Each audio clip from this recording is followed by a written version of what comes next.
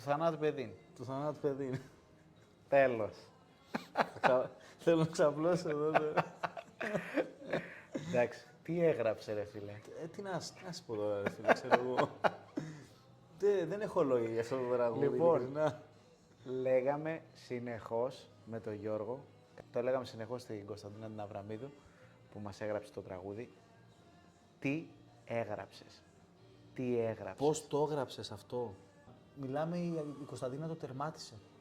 Το τερμάτισε. Δηλαδή, εγώ όταν το πρωτοδιάβασα και λέω, φίλε, τι έχει γράψει. Ναι, ναι. Τρομερός στίχος. Τρομερή και τρομερή εκτέλεση. Εδώ εννοείται. Για μένα λες. Για σένα το, ναι.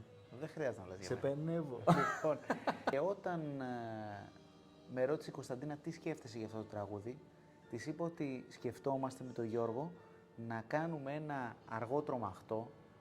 Σαν τύπου ατσαπάτ. Μπράβο. Και να παίζει παντού.